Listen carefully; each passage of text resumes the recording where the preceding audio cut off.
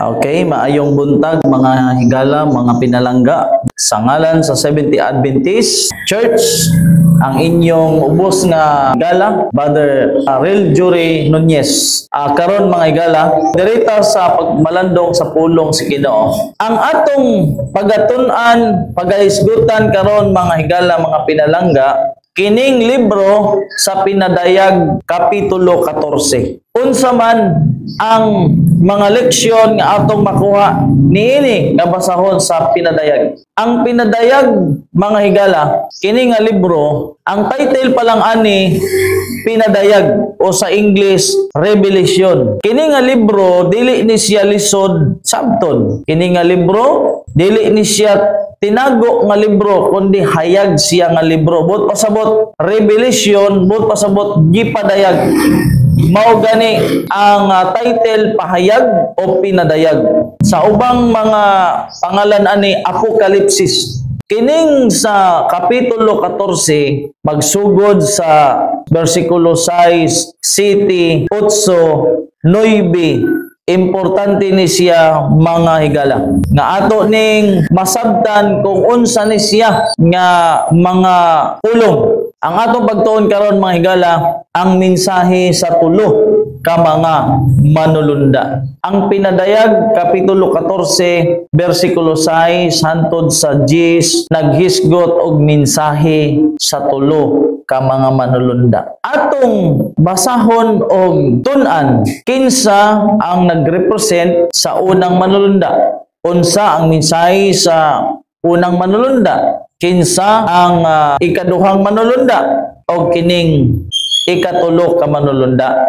Kay atong mabasa diri na naay tulo ka manulunda. Pero kung mahibalo lang ta kung naay tulo pero wata kahibalo kung kinsa ni sila, unsa ni ilang mga mensahe, siguro mga higala kulang ang atong pagtuon. Kinahanglan matrace gyud nato ni siya. Karon atong basahon sa dili pata siguro muadto sa unahan, akong basahon ang Kapitulo 14 versikulo 12. Sa dili pata magampo. Ania ang pagpailob sa mga balaan, sila nga nagabantay sa mga sugo sa Dios og kang Hesus nga pagtuo. So naay pagtuo ang Ginoo. Ania ang pagpailob sa mga balaan, sila nga nangagbantay sa mga sugo sa Dios og kang Hesus nga pagtuo. So ato kining pagasugdan pinaagi sa pagampo.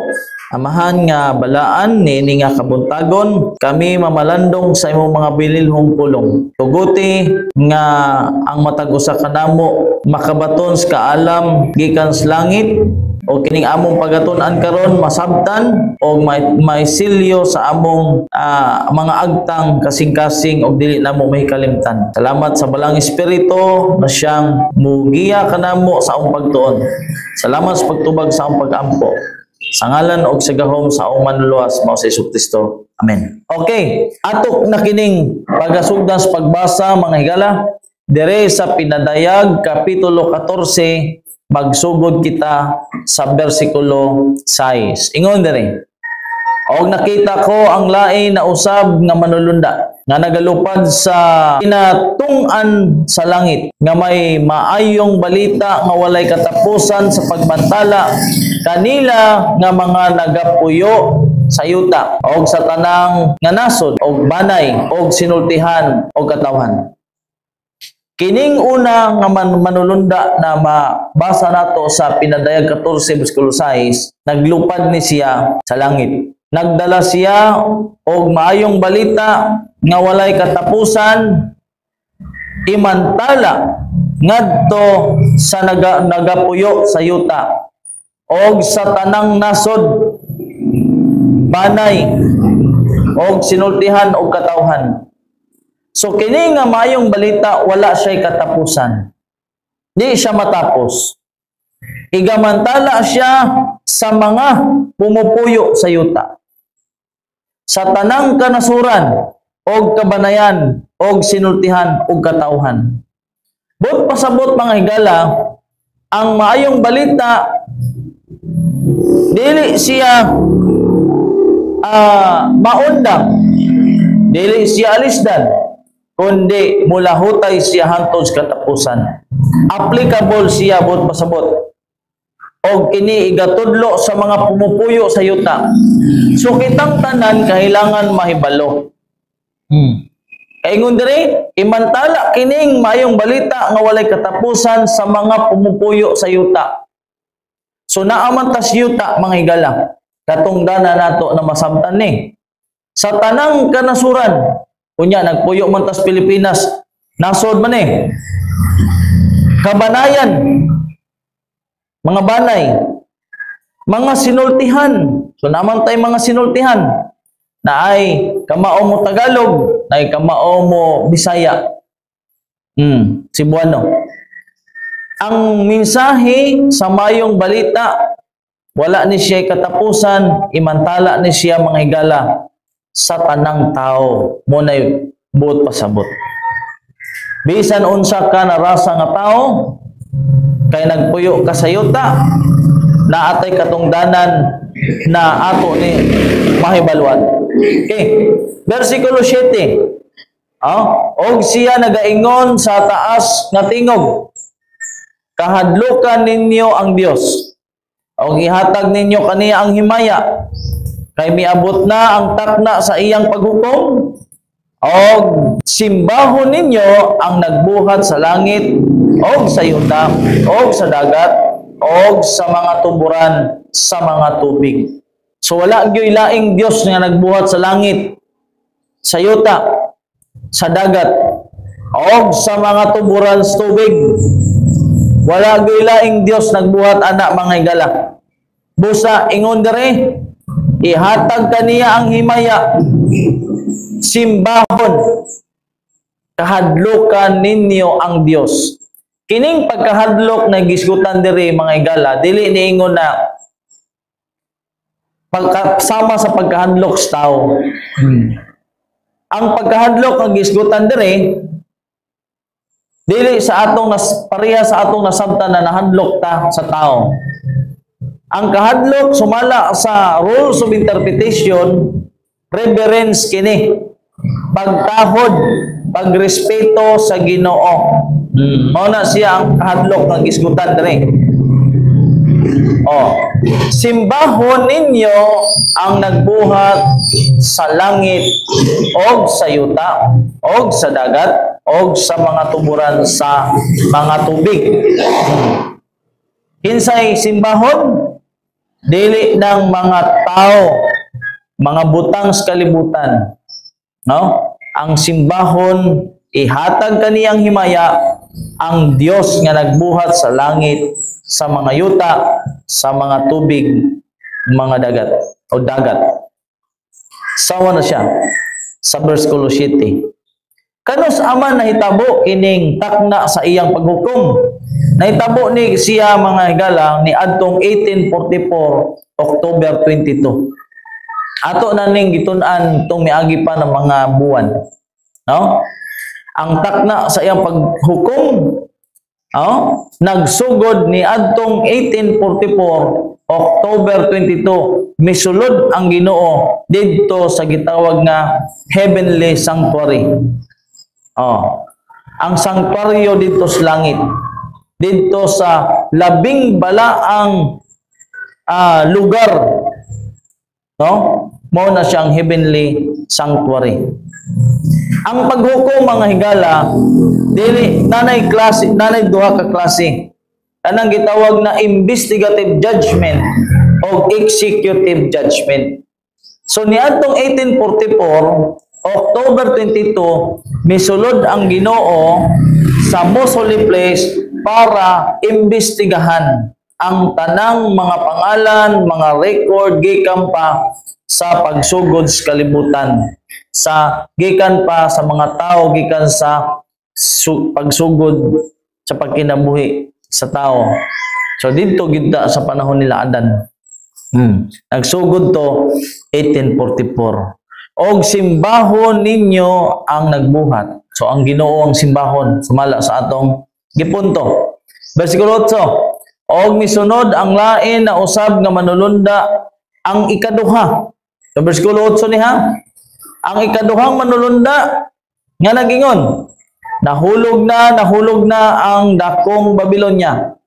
Kay gipainom niya ang tanang mga katawhan sa bino sa kaisog sa iyang pagpakighilawas.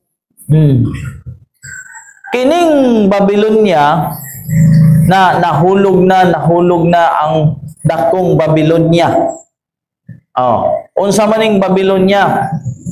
Ang Babilonya diri mga higala, gikuha ni siya sa ang word ani sa Babel. Ang Babel may nga higala, mo ni siya ang panahon ni Nimrod. Ang Babel mo ni siya ang gitawag nga Tore ni Babel. Dito sa panahon ni Nimrod, mga higala, after sa flood, pagkahuman sa lunok sa panahon ni Noe, nagtukod kining mga tao sila Nimrod o gitawag nilang Tore ni Babel. Kay sila nagahuna-huna nga kung mubaha pag-usab sa kalibutan na ana sila'y gitawag nga mura og salipdanan, no? Na dito sa pagabuhaton nilang Tore, dili sila malumos kay taas man, no? Karon mo to ang panahon mga higala nga gilibog sa Ginoo ang mga tao. Sumala sa Genesis kapitulo 11. Gilawgaw sa Ginoo ang mga pinulungan. So dito mga higala, nagkalahi-lahi na ang pinulungan, na ay English, na ay Bisaya, na ay Tagalog, na ay Waray, na ay nagkalain-lain na mga pinulungan sa nagkalain-lain nga mga nasod. Dito po nagkalain-lain ang kolor sa tao. Na siya. Karon, ang Babilonya nagkahulugan kini og confusion. Confusion. Unsa na sa Bisayang confusion? Kalibog. Ang kining Babilonya nagakahulugan og kalibog. So, ang dakong Babilonya, mao ni siya ang nagpainom sa tanang katawhan sa bino sa maisog na iyang pagpakighilawas. Buot pasabot mga higala, kining Babilonya, gusto niya na painumon ang tanang katawhan sa maisog na iyang pagpakighilawas o gitawag nga fornication. Mao na iyang paimngon. So, buot pasabot, palahubog di ay ni siya, kining Babilonya. Kaya atong basahon ito ha? Ingon re, nahulog na ang dakong Babilonya. Kay gipainom niya ang tanang mga katawhan sa bino sa kaisog sa iyang pagpakighilawas. Ang kanang gitawag nga fornication, makipaghilawas siya, mga higala. So kana nga panahon ang dakong Babilonya mahulog na. Mao na ang singgit sa ikaduhang manulunda. Dirita sa ikatulo nga manulunda mga higala sa bersikulo 9 sa kapitulo 14 sa libro sa Pinadayag. Og may laing manulunda ang ikatulo. Misunod kanila nga nag-ingon sa taas nga tingog, kung kinsa ang magasimba sa mananap nga mapintas o sa iyang larawan o nagadawat sa timaan sa iyang agtang kung sa iyang kamot. Versikulo 10, siya magainom usab sa bino sa kaisog sa Dios nga gitagay nga walay simbog sa kupa sa iyang kaligotgot og pagaantuson siya sa kalayo o asupre sa atubangan sa mga manulunda nga balaan o sa atubangan sa kordero. Unsa ang gingon? Misinggit ang ikatulog ka manulunda na nag-ingon kung kinsa ang musimba sa mananap. Sa versikulo 6, nagisgot og pagsimba. Simbahon ang magbubuhat sa langit, sa yuta, o sa dagat, o sa mga tubig, tuburan sa tubig. Sa versikulo 9, mga higala, kung kinsa ang magasimba sa mananap nga mapintas o sa iyang larawan, o nagadawat sa timaan sa agtang kon sa iyang tuong kamot. Unsa man, siya nagainom usab sa bino sa kaisog sa Dios, nga gitagay sa walay simbog sa kupa sa iyang kaligotgot, o paantuson siya sa kalayo o sa asupre atubangan sa mga malunda nga balaan o sa atubangan sa kordero. Ang kalibutan, mga higala, mututag sa dili, maguba ang kalibutan, matapos ang kalibutan, ang tao mawala, ang tao mamatay. Pero ang Ginoo nagsaad, namubuhat siya og bag-ong langit og bag-ong yuta. Og ang taong nangamatay, nagsaad siya na iyang banhawon ngadto sa walay katapusang kinabuhi.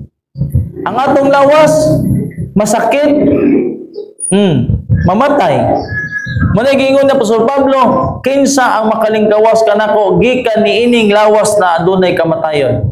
Wa gyud lain ang Ginoo. So diri sa pinadayag 14, nagisgot og duha kapag simba. Simbahon mo ang Dios na nagbuhat sa langit, sa yuta, sa dagat o sa mga tuburan, sa mga tubig.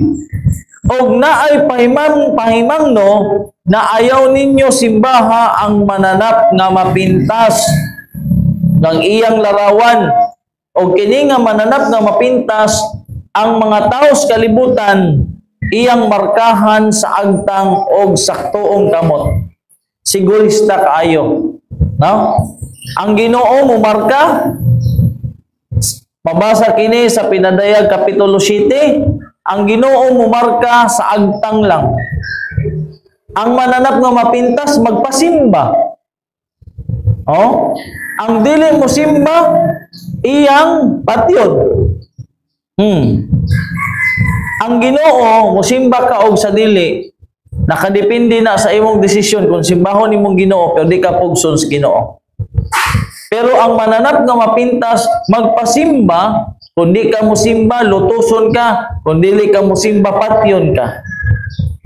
Pero ang Ginoo dili mamugos.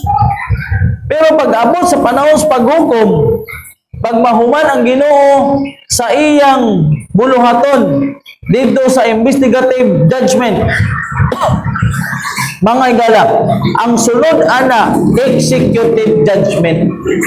Mao na siya ang kinahanglan nato mamalandungon, mga higala. Okay. Dirita sa unang anghel, kinsa man ang girepresentahan sa unang anghel? Kung atong tan-awon sa gitawag nga Pinadayag Kapitulo 1, Kapitulo 2, Kapitulo 3, naay gisgutan diha, mga higala, na 7 ka mga iglesia. Pero para dili ta madugay, dito na tas ika-unom ka iglesia o ika-7. Mga higala, ang unang anghel nga giisgutan dire nga naglupad sa kahanginan og siya misinggit sa makusog nga tingog nga adunay maayong balita nga walay katapusan. Ang unang nagpresentar ani, mga higala, wa gyoy lain, sumala sa referensya, si William Miller, mga higala. Siya ang nakadiskubre pinaagi sa pagtugot sa Ginoo sa usa sa pinaka malisod nga tagna o propesiya sa balaan nga kasulatan. Walay lain kundi ang 2,300 days. Si William Miller nga gitawag nga Millerites Movement o gitawag na First Day Adventist. Gitawag siya First Day Adventist kay first day man ang iyang pagsimba. Adventist, naghuwat man siya sa ikaduhang pag-ani sa Ginoo. So ang grupo ni Miller o Millerites Movement, mao siya ang unang gigamit sa Ginoo nga madiskubrehan ang gitawag nga 2,300 days nga nakasulat sa Daniel Kapitulo 8, versikulo 14.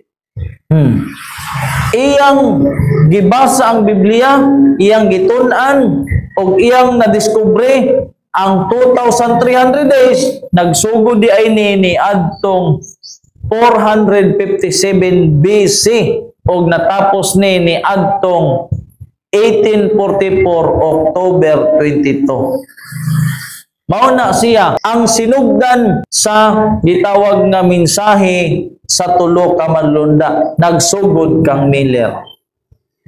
Unsa ang mensahe ni Miller? Judgment. Unsa ingon ni Miller? Ingon siya, 1844 October 22 muabot ang Ginoo, hukman niya ang kalibutan, pinaagis kalayo. Ang mga matarong pagdadon dito sa langit.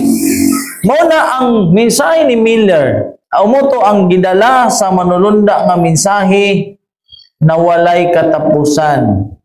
Si Miller ang girepresentahan ato.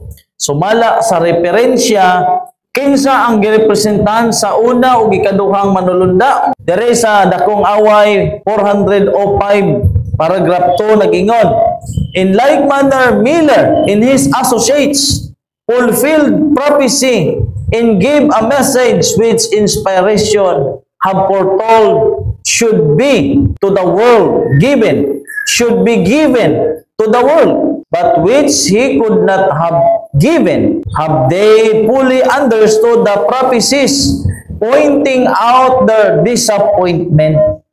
So wala gyud gipasabot gyud sa Ginoo fully o ang kinatibukan sa kamaturan, no? Sa mga propesiya nga nagtumbok didto sa disappointment.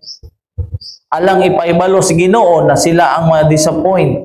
Mao na siya ang movement sa Civil Rights Movement na disappoint sila. Wa ko gipahibalo sa Ginoo.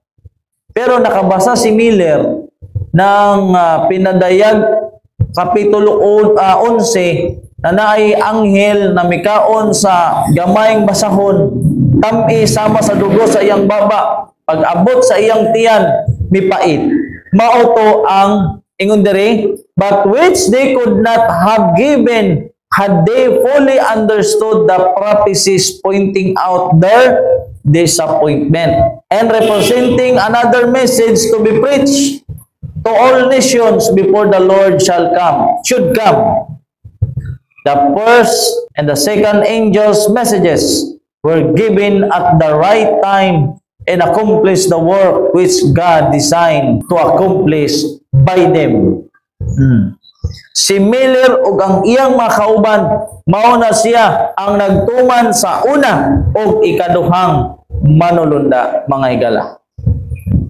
Mututag sa dili, mao gyud na ang kamatuoran. Sumala sa great controversy o dakong away, pahina 335, paragraph 1, nagingon, the event exactly fulfilled the prediction.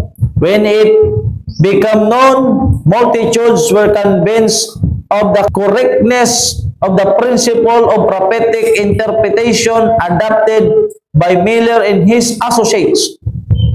And a wonderful impetus was given to the Advent movement. Men of learning and positions united with Miller. Ang mga mangyaramong tao, ang naay mga posisyon, nagkahiusa kauban ni Miller. Both the preaching and publishing his views. And from 1840 to 1844, the work rapidly extended. Sama na siya mabasa. Na ang prediction dito, mga higala, ang propesiya sa 2,300 days, gipiyal kang William Miller o sa iyang mga kauban. Mao na siya, mga higala. No? Pero wala dito na human nagtapos kang Miller. Mao na siya. So ang unang manulunda o ikaduha, mao na siya si Miller o ang iyang mga kauban. Okay. Ingon pa diri sa A Gift of Light sa referensya. Kinahanglan na gyud tay referensya, mga higala. Pabasa kini sa Gift of Light, page 24, paragraph 9.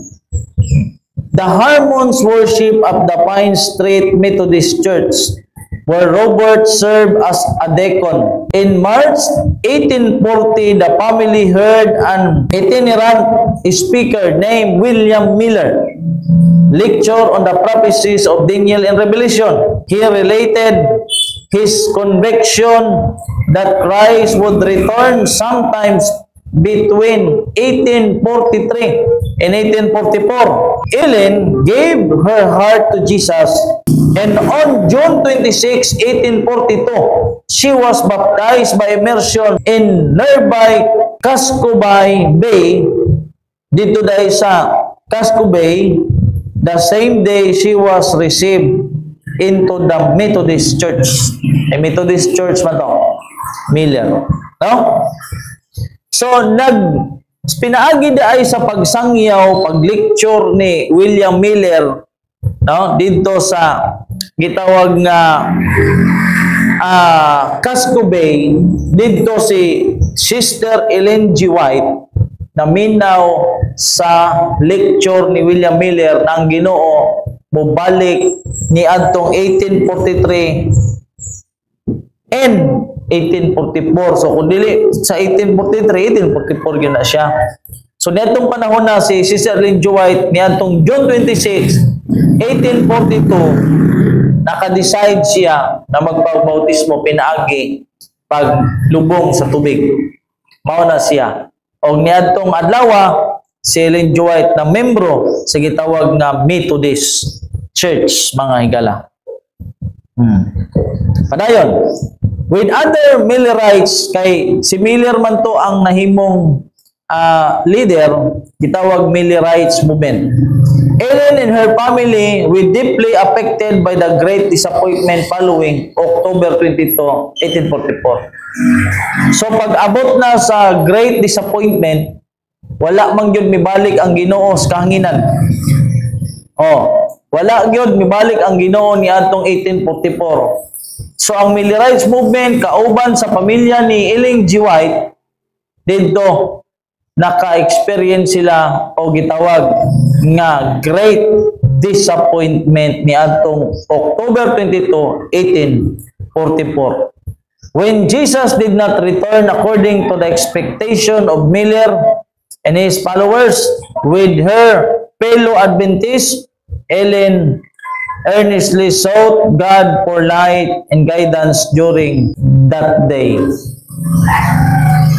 So, pagka-experience nila ato mga higala sa si Sister Ellen G. White nangalyo po si Ginoo, tagaan siya kahayag o giya na iyang masabtan unsa ang nahitabo niadtong 1844 nganong wala man mibalik ang Ginoo didiri sa yuta. So, hanap ako sa pakabasahon diri sa Adventist Pioneers Biographical Sketches and Pictures, page 10. Kini mga higala, kuha ni siya nasulat diri si Hiram Ibson. Kining si Hiram Ibson mga higala, usa ni siya kami ministro dito sa grupo sa Millerites. Kining si Hiram Ibson mga higala, naani sila'y dakong kayutaan. O dito sa ilang lugar, sa ilang yuta, dito nagtigom niya itong 1844. Ayun dere. In 1840s, he lived on a farm near Port Gibson, New York, a little town of Erie Canal, almost midway between Albany and Buffalo. A small company of Advent believers, mostly farmers, ang mga nagpuyo dito, mga magsasaka yun, live in this area, and they look to Edson as their leader. His farm was about a mile south of town. At the place the Adventists gathered, mga Adventists gathered on October 22, 1844 to await the coming of the king. But Christ did not come as they expected. O na yung makasusubo yun.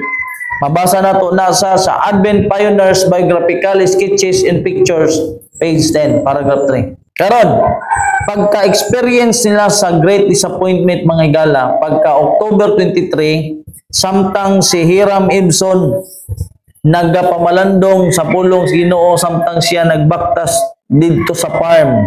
Mabasa ni siya sa referensya dire sa A Prophet Among You 197. Siguro mga higala, dire lang unay ta karon sa una o ikaduhang mga manulunda. I-continue na lang nato ni sunod nga higayon. Okay, akong basahon. Dire, A Prophet Among You, page 197, paragraph 2. Three distinctive teachings added to the message of the second advent set the group apart from all others. God began leading them into an understanding of these truths soon after disappointment. On October 23, Hiram Ibson, a Millerite, gained a correct understanding of the work of Christ in the heavenly sanctuary. Ibson described the incident. So, gipakita sa Ginoo kang Hiram Ibson pinaagi sa pananawon ni adtong October 23 na nasabtan na gyud nila kung unsang hitabo ni adtong 1844 October 22 mao ito ang pagsulod sa Ginoo sa langit ng sanktuaryo didto sa langit. So ni adtong adlaw ang mga Adventist na wala kay balo nagdasig pag-usab mga higala. Nagpadayon sila sa kupot sa kamatuoran, nagpadayon ang mga pioneers ato mga higala. Kay si William Miller atong panahon na nakuha naman siya, nagtago naman siya, nauwaw siya, nagsubo siya mga higala. Mauna siya na si Miller wala gyud nagpadayon.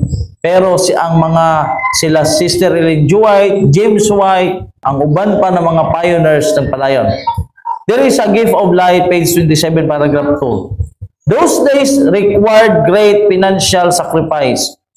Hiram Ibson, a pioneer's Adventist ministers, sold a farm. Baligya niya ang ilang farm and lent a substantial portion to the whites to cover the cost of that first hand press. His wife sold some of her silverware. So, gusto gyud nila na ang makaimprinta sila og mga babasahon na kanang masultihan nila ang mga tao nga kadto day ang October 22, 1844 mauday ang pagsulod sa Ginoo sa most holy place. And carried the first exposition of the Adventist views on the high priesthood of Jesus in the heavenly sanctuary. Nagbaligya sila og mga ilang makabdangan para maka-imprinta sila ug mapahibalo nila ang mga believers, ang mga magtotoo na kadto diay 1844 October 22 misulod di ay ang Ginoong Hesukristo sa most holy place. So dito nagpadayon ang gitawag nga mga magtotoo sa buluhaton sa Ginoo. Og si Miller wala na siya magpadayon. Ang mga kauban na lang niya. So mao na siya ang nahimong Seventh-day Adventist. So mga higala, ang atong oras di nagyod motugot. So hinaot na ato ning paminawan ang atong pagpadayon. Ato ning moong part 2 ang pagtuon may tungod sa minsay sa tulo ka manulunda. Napata sa una ug ikaduhang manulunda. So ugma kung tugot sa Ginoo mga higala atong tun-an ang minsay sa tulo ka mga manulunda. O ginaot na natay nakuha ani nga pagtuon mga higala, mga pinalangga, og sa dili pa ta magtapos akong ginagreet og mayong buntag ang atong mga kaigsunan diha sa CCLTS, diha sa NCCDAC, ang atong mga higala nga kanunay nagapaminaw sa atong video diha sa Facebook o sa YouTube O daghang salamat mga higala, mga pinalangga nining Taknas Kibuntagon. Daghang salamat ang Ginoo magapanalangin kanatong tanan. Magampota, among Dios may gugmaon, magapasalamat kami kanimo Ginoo ini nga Taknas Kibuntagon. Nagapaminaw kami sa imong mga bililong pulong sa kamatuoran nga maghatag kanamo kusog sa among pagtuo, kami makalahutay sa pagkinabuhi nini nga yuta, nga kami makatuman sa imong mga kabalauran, sa imong mga sugo o sa tanan nimo nga kabubuton. Tabangi kami na magkinabuhi kami na labing duol diha kanimo, o nagapasalamat kami kanimo may tungod sa imong kaayo kanamo nining adlaw. Kami imong ampingan kauban sa mga mas kinabuhi o ang pagadawaton ang panangapanalangin espiritual o material ni ining tibuok nga adlaw. Salamat Ginoo sa imong kaayo, sa imong gugma. Salamat sa pagtubag sa pag-ampo. Sa ngalan ug sigahom sa manluluwas mo si Kristo. Amen.